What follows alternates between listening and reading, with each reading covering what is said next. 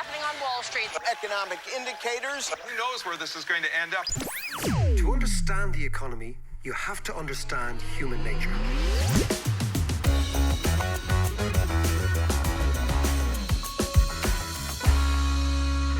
How you doing there? It's Dave. It's the podcast. You know the score. We're going to try and make economics more comprehensible, more predictable, hopefully, and a little bit more relevant to everyone's lives. I'm here, as always, with your man, Mr. Davis. What's the crackhead? Very good, yeah. A little delicate today after a night of awards last night. You won an award. Tell me. Oh, just another one, you know. I know. The award. Sorry, I'm just going to introduce him from now on as the award-winning John Davis. Talk to me. We won 1 out of 3 nominations in the DMAs. DMA's been what? Digital Media Awards. Excellent. And it was great, yeah. It's a good old You night. and Mark and Ado. Myself, Mark and Ado, we won it for that project we did with the Central Bank, the animation project. My former employers. Indeed. The less said about them, the better. But it's interesting, just so you know, John, myself, Ado and Mark put together a series of economic cartoons many years ago called Punk Economics. And they're well worth having a look at. They're on YouTube. They try to, a bit like we're doing the podcast, they try to explain economics in a more objective, more accessible fashion by using cartoons with the maestro. How would you describe Mark? He's brilliant. Well, he's ex-Disney, the whole shebang. Brilliant animator. Mark Flood. Big shout out to Mark Flood. But anyway, if you're interested again in a visual version of this podcast, have a look at those Punk Economics series. We did them over a couple of years. They were very, very popular. We did a series for the FT as well. Yeah, for the FT. So that was that. So anyway, by the way, just before we start, Sunday, March 15th is the live show. John and I on the stage of the Olympia. Sunday, March 15th. Get your tickets at ticketmaster.ie. Well, I wasn't here most of the week, and of course the shenanigans on and off. We probably got it right last week by saying it was going to be a battle for the heart and soul of Fianna Fáil, the coalition. Whether it was going to be the Sinn Féin wing of Fianna Fáil, or what I would describe as the Fine Gael wing of Fianna Fáil. But you can't say that, right? And it looks like the Fine Gael wing of Fianna Fáil have won out. Yeah, it seems to be, but they're still hunkered down, trying to knock out all the details and stuff. Taking a fortnight holidays, just to do so. Look, let's not talk about Ireland. So what we're going to do today, we're not going to talk about Ireland. We know we're in, as John was saying, the hunkering down stage. A coalition will be formed by somebody at some stage. We'll come back to it. What do you think? Yeah, absolutely. There's only so much you can do on that. But tell us, you've been away this week. I've been in Berlin, and it's a city, as you know, I've been going to for many, many years. Actually, it's crazy. For 4 decades now, I've been going there, and it's a place I love. This week, I got a sense that Germany is really, really changing, and changing maybe not for the better. Really? Well, it's kind of odd. Years ago, I learned German, and I try to keep abreast of what's going on in the country. And for so long, Germany has been this zone of stability in the center of Europe, particularly during the Merkel years. Yeah. So you had like reunification. So I knew this part of Germany, East Germany, before unification. Reunification, then they've got 10 years to digest Eastern Germany, which takes them at least a decade. Yeah. 2 or 3 chancellors. You had it ended with Gerhard Schröder, Social Democrat. But again, it started with this extraordinary axis of Helmut Kohl, and a guy called Genscher, who was his foreign minister, who was born in Sudeten, Germany, and then was a refugee. So Sudeten, Germany was that part of Germany that is now in Czechoslovakia. It was now in the Czech Republic, and they were Sudeten Germans. After the Second World War, they were all kicked out, about 2 million of them, became refugees, had a really good sense of Eastern Europe, had a really good sense of what Germany should look like. And Genscher was the one who really drove unification more than Kohl, actually. Oh, right, okay. But anyway, so then they have this period where Germany goes into a recession after unification. Takes them a long time to get out. But then, of course, really since the late part of the first decade of this century, you have the Angela Merkel years. Yeah. And they have lasted up until now. And they have been years of stability, of huge economic success. Yeah. And very much been the door that everybody in Europe knocked on if there was a problem. Yeah. They came to Berlin, they came to Merkel, she sat down, largely sorted it out usually for Germany's advantage. But now you get a sense that this country is changing. So I was in this pub. It's a little pub I've been going to for years called the Metze Ecke, which means the corner. Ecke is corner in Germany, and Metze is the name of a street, right?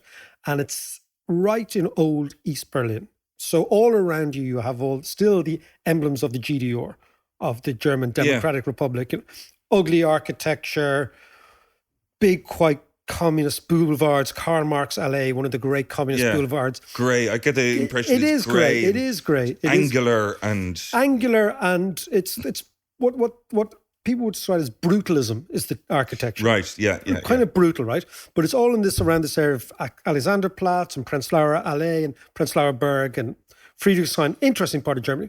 So I was going for a few scoops there on Wednesday because I was wanting to watch or listen to the Germans react to Leipzig beating Spurs. It's Right. very important.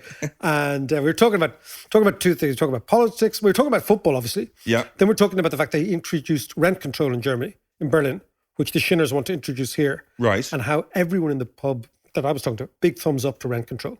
They all wanted it. Rents gone up too fast in Berlin. Even though people say that rent control will destroy the rental market, they were saying, hold on a second, the rental market's already destroyed. So somebody has to come in and control it. So that was quite interesting. Yeah. And then, of course, you get on to talking big politics. And in Germany, that tends not to happen straight away. And again, all these people are former citizens of the former East Germany. Yeah. So they're slightly still, I've always believed, a little bit reticent when it comes to politics. But got started talking about The Stasi hangover. well, it's supposed to Stasis, then prior to that, the Nazis. Yeah. Then you had a little bit of freedom flourishing in the Weimar Republic. And prior to that, again, you have Prussianism and a very, very dogmatic monarchy. So for a long, long time, these particular Germans have never really known any freedom of speech and freedom of press. So anyway, talking about what's going on there now, and the big issue, this was before that right-wing guy shot 9 Muslims last Thursday in Frankfurt, which we'll talk about. Yeah. This was before this happened. And they were talking to me about in a province called Thuringia, which is to the southwest of Berlin, but still in the former East Germany. The party that is the racist party, the anti-immigrant party, the German Nationalist Party at the moment. Yeah, the AfD. Yes, this alternative for Deutschland. So an alternative for Germany, that's what they're saying. Yeah. And it's an alternative to the EU as well. That's where they started. We'll come back to that. Okay. But they involved themselves in a pact with the mainstream right-wing or conservative party, which is the CDU, the Christian Democratic Union, and a smaller conservative party called the Free Democrats. They couldn't make up the numbers, back to coalition building, to get their man elected as premier of this region. So they did a pact unbeknownst to or behind the back of Angela Merkel in Berlin. The local people did a pact, right? The local politicians to actually bring the AfD in and using the AfD to actually get their guy into power to make the numbers, right? Now, of course, this shocked Germany. And the reason it shocked Germany is that the mainstream parties in Germany, the CDU, the SPD, and these Free Democrats and the Greens refused to do any deals with the AfD because they believed that what actually happened, they go back again to Hitler, that Hitler came to power in 1932 because the mainstream conservative parties did a deal with him. And their idea is, we'll do a deal with Hitler, we will use this little upstart to get into power, and then we will emasculate him from inside. Yeah. What actually happened is he emasculated them, number one, and then destroyed them completely, number two. Yeah. So there is a sense in Germany that doing a deal with the devil, doing a deal with the extreme right, simply facilitates the destruction of German liberal democracy, because they've pointed out, and it's true, that democracies actually go bad from the inside out. Yeah. Democracies tend to go bad from the inside out, and where this starts is the mainstream loses votes, then they do a deal with the extreme right. That normalizes the extreme right. It begins to bring them in from the cold. But why did they do that in Thuringia? Because they couldn't get the numbers after a local election. So they said, why don't we do it? But they knew that the reaction was going to be like that, surely. They probably didn't. They probably didn't understand the extent to which the rest of Germany would react. And of course, the reason is Thuringia's in the East, the old East, and Yeah. they think in a totally different way to the more enlightened West, let's just say. We could Right, talk about okay, that in a okay, sec. But anyway, Merkel obviously pulled rank on this. Yeah. She pulled rank, but they think a bit too late because the kind of fuse has been lit that they've made legitimate these guys Right. by bringing them in. Of course, they all say, oh, it was a mistake. We didn't do it. So that was the topic of conversation, whether this is right to do or not. This Yeah. was. Now, that got me thinking about what's actually going on in Germany. Why is there a sense of angst in Germany that I haven't really got that sense of before? Yeah. Now, in fairness, the Germans do tend to be kind of a bit angst-ridden. They do worry a lot, and they, they're not like us. They're not like chilled out and acting the maggots, right? They worry, but they've good cause to worry. And in fact, my son Cal went to school in Germany, to primary school. I remember that, yeah. He spent 6 months over there or something. Yeah, and he became fluent in German. But it was very funny. He came back after. He says, "Dad, you know the way we think the Germans never mentioned the war?" He says, "They can't stop talking about it." He actually had to sit up in the class and say, "Enough already! You didn't do it, right?" So he says that basically he always felt as somebody a school kid there that Germans are traumatized by the Second World War, and they still are traumatized, Yeah. and they haven't given themselves the permission to rule Europe or even rule themselves in a proper way. Right. They're always worried about what could happen, and which is why Germany has instilled extraordinary, brilliant sort of checks and balances in its political system. And now my daughter, Lucy, is in college there. So we've Yeah. got a German thing going on in Yeah, you in should the do. family. Anyway, let's go back to what is happening in Germany. What is happening in Germany is an extraordinary collapse in the population. So the Germans aren't having enough children. It's by far and away the most populous country in Europe. Yeah. But the only people having kids on a significant scale are immigrants. And what you're finding now in Germany is this angst about ethnicity and culture. It's becoming and more race, apparent now. and it's manifesting Yeah. itself in votes for the extreme right. This was never the case before, because whether Germans thought it privately or not, they didn't give themselves the permission to express this ever in public. Yeah. So if you look at the numbers are really shocking. In Berlin, they've got, again, the Germans have very good statistics. The labor force surveys in Berlin show that had there not been immigration into Germany, the German population, the ethnic German population, would have peaked in 1972. Wow. So the ethnic population has been falling as a percentage of the total for 50 years. Now, what happened was lots and lots of Turks in the beginning Yeah. came in, then Yugoslavs, and lots of Spaniards, lots of Italians, etc., etc. And this, of course, boosted the labor force in Germany, boosted the productivity of the country. Now what you're seeing is another wave of now Syrian refugees, African refugees coming in big, big numbers.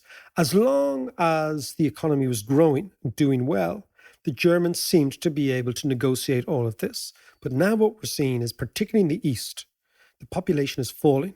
So on present forecasts, the German population in Eastern Germany will fall by 30% Wow. in the next 15 years. Yeah. Right? The old population of Germany is rising dramatically. So just to give you a sense, right? According to the Berlin Institute for Population and Development, which is obviously their big stats department looking at population, the population of East Germany is set to decline over the next 15 years by over 25%.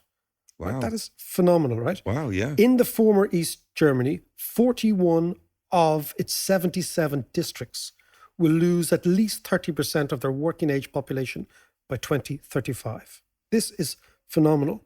Germany's elder population, that's the whole population, right, Yeah. has risen by 54% since 1990, from 10 million people to 15 million. These are elderly Jesus. people. Yeah. And it's expected to rise another 5 million by 2039. What kind of pension system do they have Well, there? this is the whole thing, that as long as they have a very generous pension system, Yeah. but they have a very private pension system. They have a lot of private pensions as well. But the point is, as long as Germany was growing and as long as Germany was doing extremely well, all these various social issues could be dealt with, They could deal with immigration, they could deal with population surges, they could deal with... Now they're facing something different. Okay, hang on. Before you go any further, is Merkel being blamed, or is she to blame for this huge, massive influx, given the fact that she opened the doors there a few years ago? Well, I think many, many Germans are very supportive of this idea that Germany should be a big, generous, wealthy country. And the act of generosity that is accepting in people who are destitute, who are homeless, who are stateless, I think gives a lot of Germans a real sense of pride. And that's the people that I know would feel this is the right thing to do. However, there's lots of other Germans who, particularly the elderly, the people from the East, and also people who feel that German culture has been diluted dramatically by this rise in migration.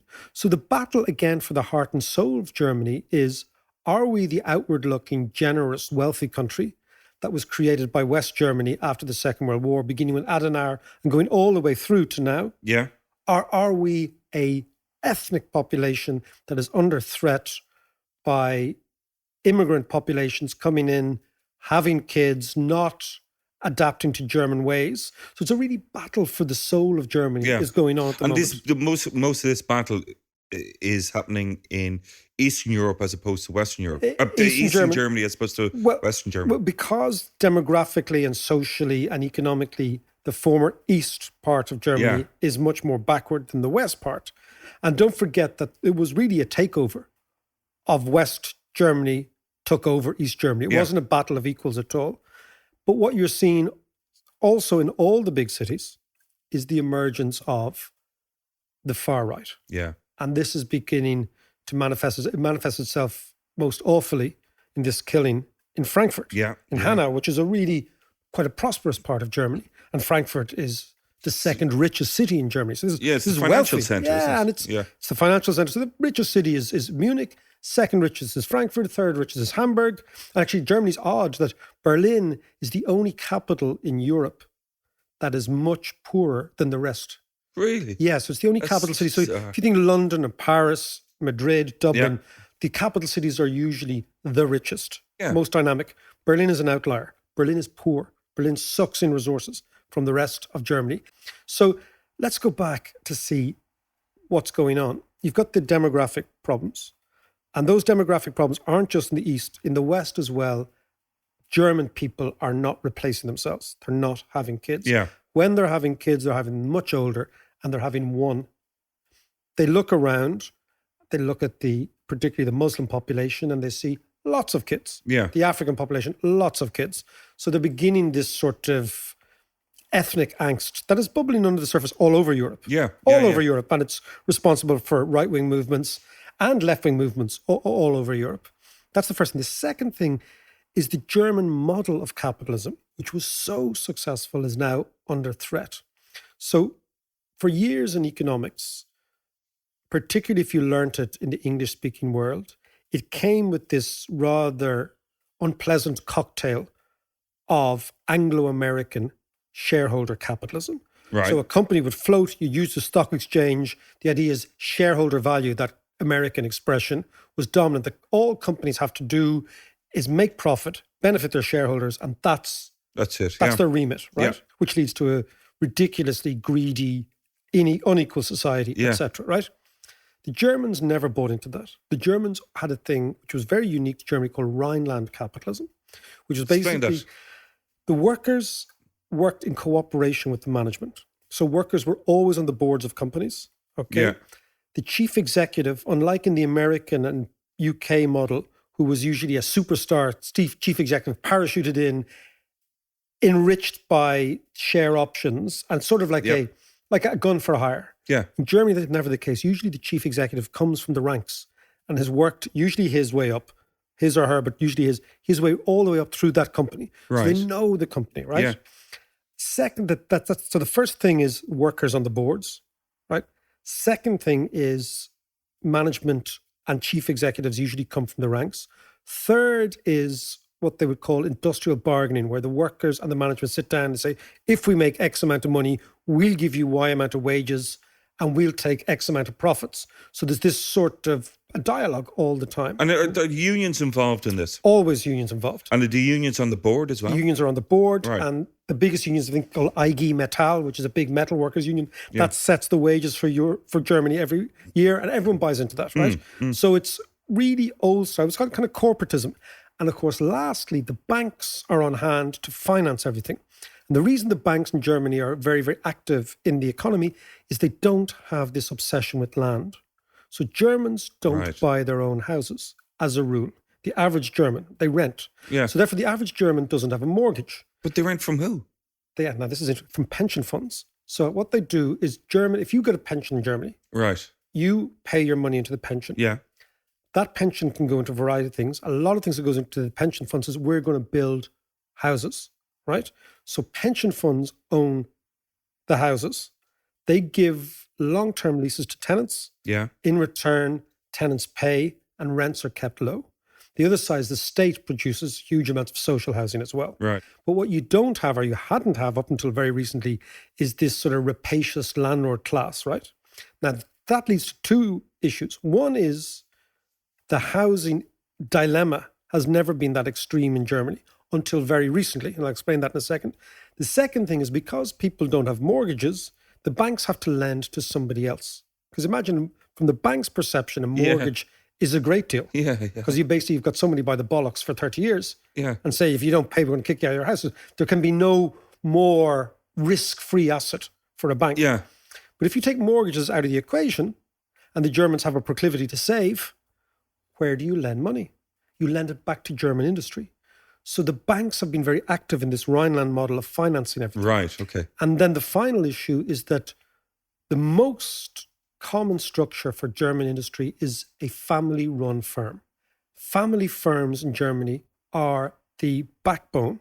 Right. So they've never bought this idea that you should float the company, make quick money, introduce shareholders, all that stuff. They don't do that. Right. They say we'll do it quietly. In fact, what's really interesting, there's a great article I read recently about the vanishing German billionaire. So Germany has more billionaires than anywhere else in Europe.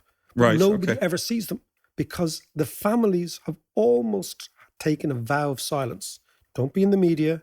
Don't be flash. Don't attract attention. And this, Really? of course, all goes back to revolutionary times where they say, don't basically stand out. Yeah. So you have all this stuff going on. What that was loosely called in economics was Rhineland capitalism, as distinct from Anglo-American shareholder capital. Yeah. Rhineland capitalism has beaten shareholder capital hands down, right? It's a much better form Well, of running the it economy. certainly seems an awful lot fairer. It's more fair and it's Yeah. actually more productive, Yeah. right? Why? Because companies are not asset stripped by greedy chief executives who are incentivized to drive up the share pricing. Mm. If your incentivizing is not to drive up a share pricing, but market share and long-term profitability, you're not going to do that stupid stuff. Yeah. You're going to reinvest in your workers, all that stuff. All that served the Germans extremely well so that their industrial base is so powerful. Two things have happened. One is they have, when it came to East Germany, they just gobbled up East Germany and West German industry destroyed Yeah. whatever was there. Yeah. But two, more interestingly for Europe, under the euro, where other countries couldn't devalue against the Germans, this German industrial juggernaut has destroyed the industrial base of many European countries, mainly Italy, because people forget that Italy, the byword for Italy, largely driven, I think, by English propaganda, was that the Italians are lazy and disorganized and la la la. In fact, that's not the case. Italy is the second biggest manufacturing power in Europe. Yeah. Yeah. It's only second to Germany. Bigger than France, much bigger than the UK, much bigger than Spain. But the Italian industry used to always be able to devalue its way to competitiveness. Right. Once they joined the euro, they couldn't do this against the Germans anymore. Yeah. And what you've seen is a really severe industrial contraction in Italy. So Germany managed to destroy or at least facilitate the destruction of large parts of the Italian industrial base. Mm. How did they do this? They did this with their own capitalism, but also when Central Europe opened up. Yeah. The idea was that all these Central European countries, Czech Republic, Hungary, Croatia, Poland, would gradually catch up with Germany. That has not happened. Right. What Yeah. actually has happened is really clever, talented people from Hungary, Romania, Czech Republic, Croatia, Poland have migrated to Germany, increasing the productive capacity of Germany, Right. while at the same time, the industries that were in Central Europe have all been destroyed by Germany. So if you go to Central Europe and you go to a shop, you go to try to buy something, anything at all, because we spend a lot of time Yeah. in Croatia, everything's made in Germany. Mm. So Germany has managed in the last 2 decades to dominate Europe in a way in which I don't think people have really appreciated. Now, what is happening is the battle between German capitalism, Rhineland capitalism, is not against Anglo-American capitalism. Yeah. The battle is against Chinese state capitalism, Yeah. which is a different thing.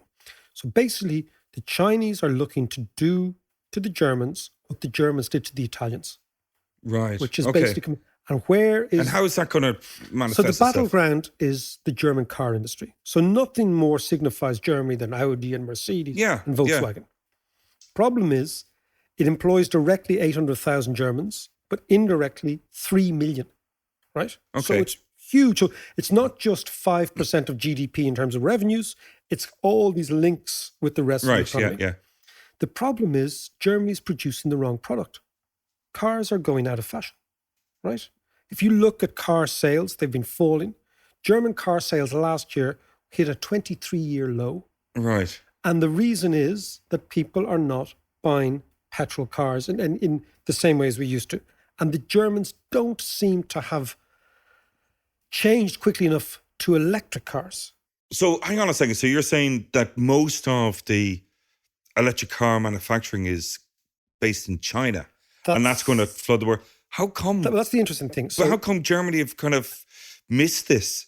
they seem this to has been have on the taken, cards they for seem to quite have a while. taken their eye off the ball. So, for example, even Tesla has set up in Germany, which Yeah. is like a 2 fingers to BMW and Audi and Mercedes. And Mm. we're going to put this upstart American company in your own turf. The Germans have been late-ish to the electric car game. Yeah.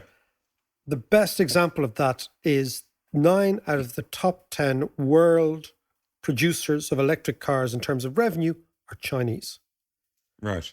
And everyone say, well, I've never heard of a Chinese car, which you haven't, Yeah. but you've probably never heard of Huawei a couple of years ago. And this is back to our idea. Well, that's of- true. That's very true. And yeah. now everyone's talking about it. It's like, Yeah. what the hell is this? That's back to our friend, Mr. Schumpeter. The Yeah. relentless scale of technological innovation and creative destruction. So, for example, 15 years ago, if we were talking about mobile phones here, we'd be talking about Nokia. Nokia now Yeah. have disappeared really as a brand Yeah. in most cases.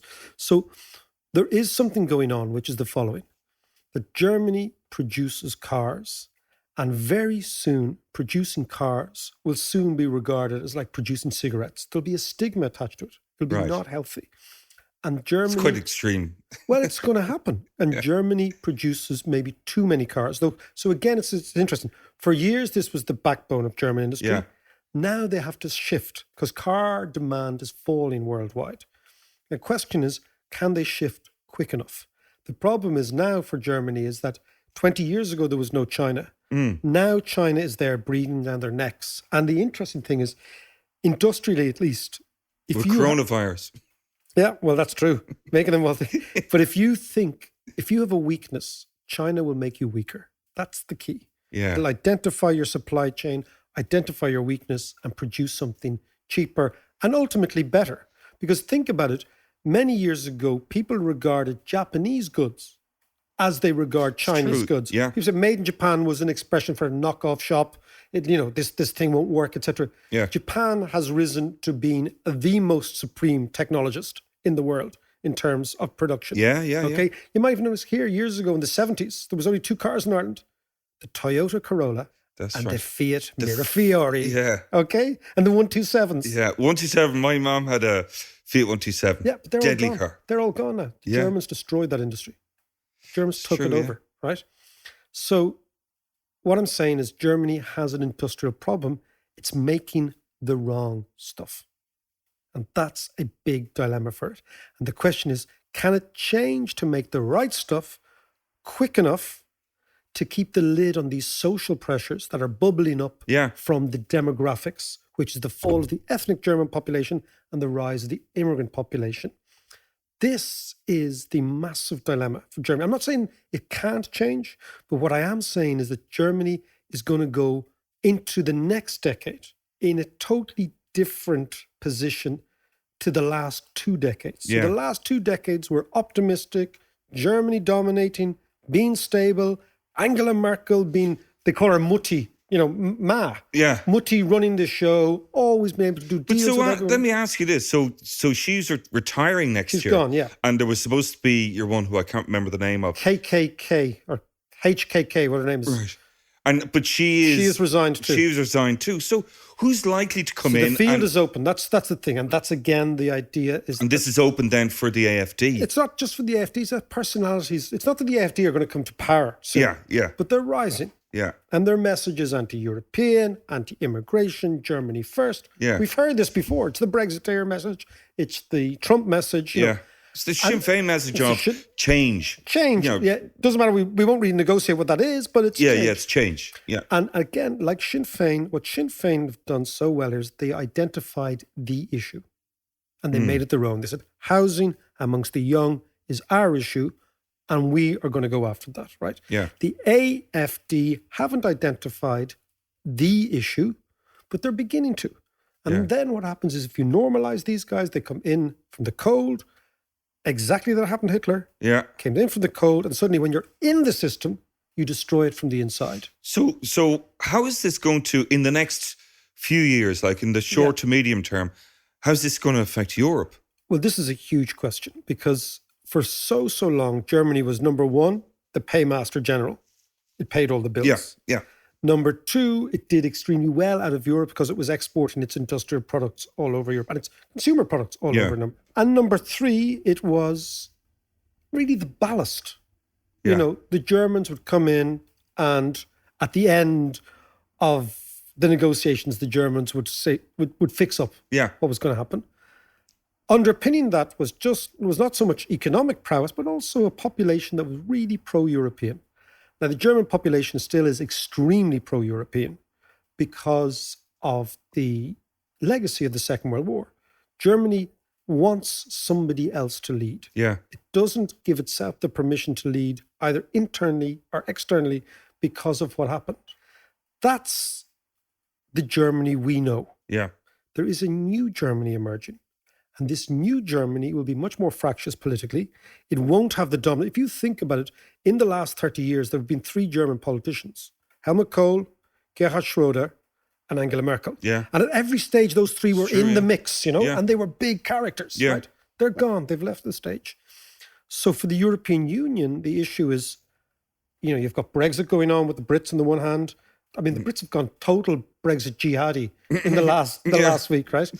Actually, I have to say, my niece, Roisin, my niece, who grew up in London, now living and working over here, met Anne Widdecombe. And Anne Widdecombe turned around to her and said, "So, I assume you're going to come back home now that we're free."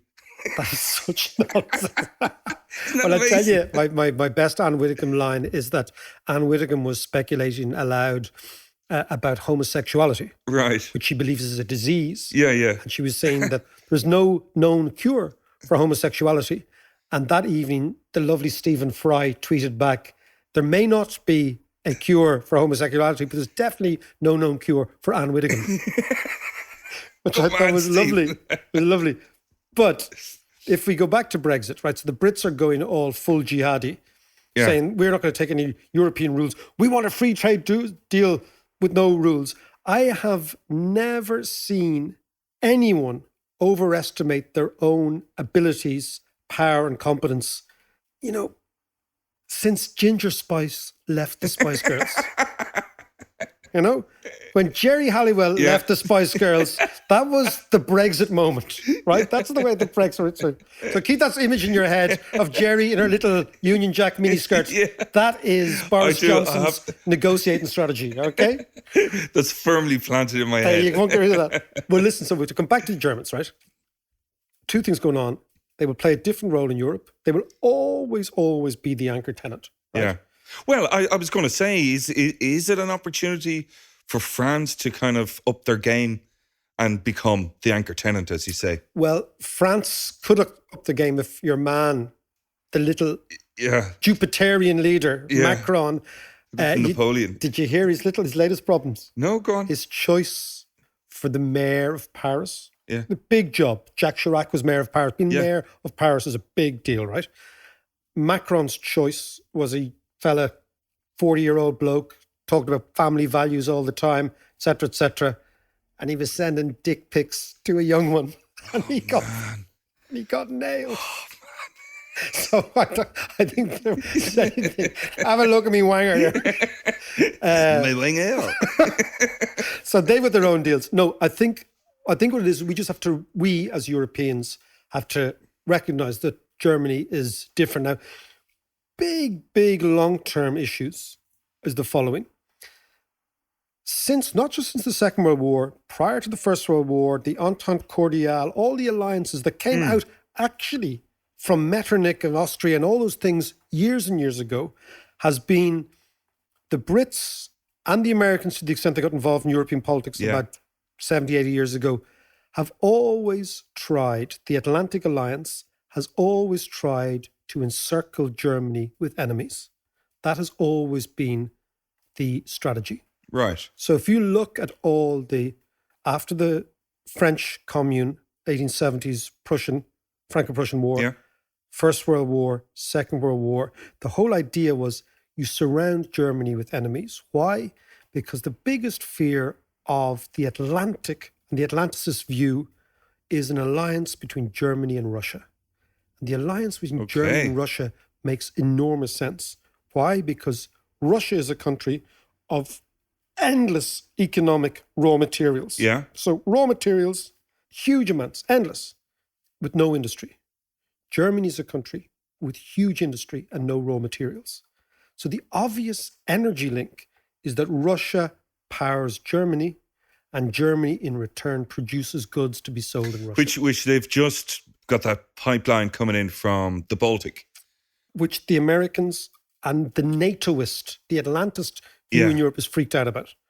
If you think... Which I can understand that. Look, the whole war in Ukraine, the whole Russian annexation of Crimea can only be seen against the background of the Atlantic Alliance, i.e. NATO and the old post-Second World War, trying to keep Russia away from Germany. And long-term, the fear is that a Germany slightly unreleased, unhinged from Europe, in a state of flux, begins to look east, not west, for its alliances. This is why what Trump is doing is very dangerous in the long term. Because if you undermine the American alliance with Germany, forget Britain, with Germany, you basically allow Central Europe, the old Mitteleuropa, to move away from American sphere of influences. Yeah. Where's the obvious replacement? It's Russia. Yeah. And Putin knows this. And Putin's watching all this and thinking long term. You know, as a Russian friend of mine said regarding diplomacy, the Russians are playing chess and the Americans are playing Monopoly. Right. That was a really good way of looking at it. Yeah. We're looking at all the moves, right? So what's happening? That is good. I like that. What's happening? And of course, the Americans, back to the shareholder value, are just looking for money. Yeah. Right? It's a very black and white world. As Europeans, we have to figure out that Germany's changing. As Irish people, interestingly, is what is happening in Germany now in economics is termed the Japanification of Germany. So Japanification is what happens when a country's population begins to initially contract and then really implode quite quickly. Yeah. What happens is the population gets old, the economy slows right down, inflation slows right down, the economy begins to get worried about outsiders. It exports lots of capital because it's got lots of capital, lots of savings, but it hasn't got productive investment inside. So it exports lots of capital, makes all these investments abroad, which is exactly what's happening to Japan right now. Yeah. It's this thing called secular stagnation that economists talk about, which is when the economy begins to stagnate. And that's as a result of that demographic triangle being inverted. Yeah, exactly. And basically, young countries are dynamic countries. That's the rule. Yeah. Because young people take risks. Yeah. Old people don't take risks. So as you get older, you become less and less and less risk-taking because you want to hold on to what you have for retirement, for your kids, all that sort of stuff, right? So there's a human dynamic. It's like an energy dynamic. Yeah. So this is what's happening in Germany. It's getting old, right? As it gets old, it slows down. As it slows down, the rate of interest gets very, very low. So the demand for money is very, very low. So countries that are exporting excessively to that country tend to do very badly because demand in Germany will slow down. But countries that are depending on the rate of interest set by Germany but don't have a huge amount of real connections with Germany, Yeah. in terms of exports, in terms of trade flows, in terms of people flows, will do extremely well because they'll get an interest rate holiday, Right. whereas the growth in Germany doesn't matter to them because they're not exporting. Yeah. Who's that? The paddies.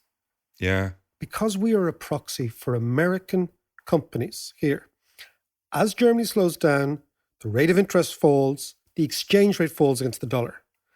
If we are the location of American industry here, what happens is we look even more attractive to the Yanks because our cost base has fallen as the euro falls against the dollar. Also, in terms of the rate of interest here, for example, Sinn Féin wanting to build houses, a permanently low rate of interest allows us to borrow in order to build and fix the housing problem. Right. And because of our multinationals are American focused and American facing, we don't get the same negative hit from a fall in the rate of growth in Germany. So we should look at this as a one-off, absolute perfect storm, but a perfect moment where three really positive things happen. And this gives us the opportunity to fix things in Ireland, while at the same time remaining competitive. I know it's not very European, it's not very solidarity with Europe. Yeah. But, to use that great British experience, or what was his name? Lord Castlereagh, one of those great British foreign secretaries. Countries don't have friends, they have interests. And it's now in Ireland's interest to watch what's happening in Germany and take it as an opportunity to fix our own stuff here, while at the same time remaining open to the Americans. Now, don't forget, on the 15th of March, myself and John are live on the stage of the Olympia. Tickets at ticketmaster.ie. We will see you there, 15th of March.